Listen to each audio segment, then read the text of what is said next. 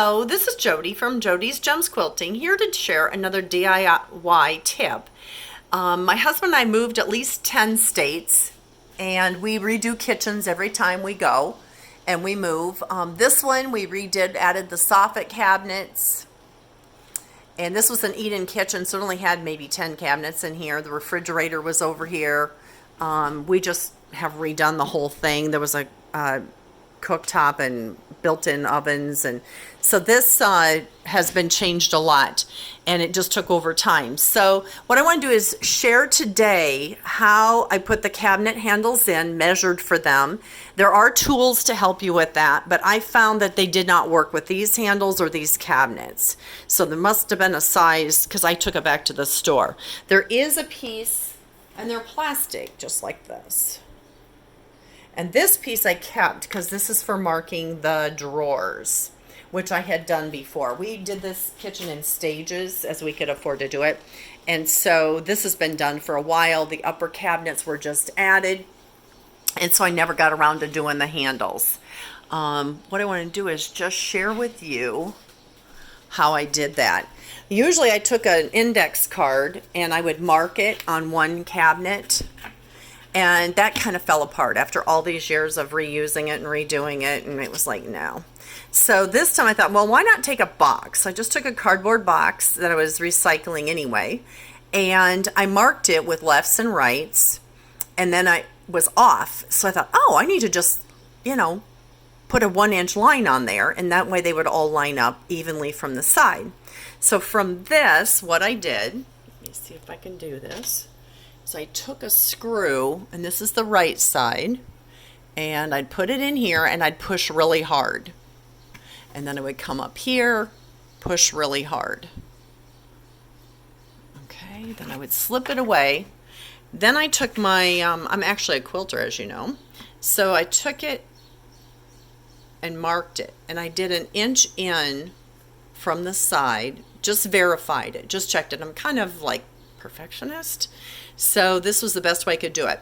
And then I actually literally measured 3 inches. I can't tell you how many of these I have done over the years where I would just drill the holes, put them in, and they'd be off, and I'd have to redo them. The reason that the handles, I just usually take them off when I sell the house and we move them to the new house, because I'm never in a house long enough to get tired of them. So that's why you saw the ones that you did on the wall, on my cabinets. I like them.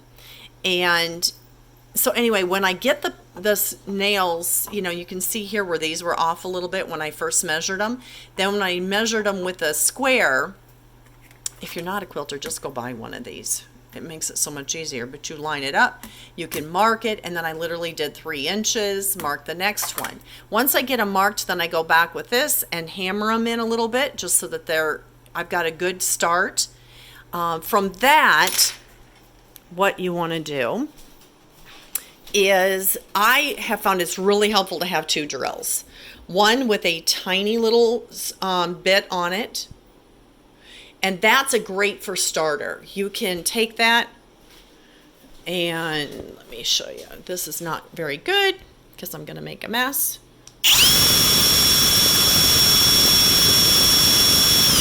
But as you can see, it does not go in very well. I've actually broken off a drill bit. So I decided this time I'm not going to do it as I'm not going to do it where I break it off. But I get it started. Then I go back, put my regular drill bit in, drill it through, and what I have found this just today is by taking this tape, I take a piece of tape, put it on it was on the inside, and then I can pull it off. These upper ones I did not do, but all the lower ones I did. Then I had the extra tape and I put it up here to catch it. And this has been really helpful because even though I have paper underneath to catch it, I can also get rid of a lot of the extra. And so it's not all over the place. And by putting a piece of paper in here, it catches it also. So it's not all over the place. Then I went ahead and just screwed these in with a regular screwdriver. Do not use your drill. So having 2 drills is very helpful, and your Phillips screwdriver. Now, I have to show you that when I moved here, I left 50 some handles in our old house because I wasn't replacing them all, and God provided enough for here. I bought all I could find on closeout at a true value when we moved here 7 years ago. Then when I went to add more cabinets, I was like, what am I going to do? Because I'm not tired of these yet. And my husband found them online on Amazon. You can find anything on Amazon. And so he ordered me 50 of them so that I have plenty. And I've used them in other parts of the house, other cabinets. They're really pretty in my office too. So what I did was I brought them out, and I'm just now checking them. They are not identical. So they're not even identical in size. But no one will ever really notice. So just be aware of that you can find, old handles on the internet, and just get them, and they will, as long as I don't put them next to each other, I'm good with that. No one will ever notice, but just be aware of that when you're buying them.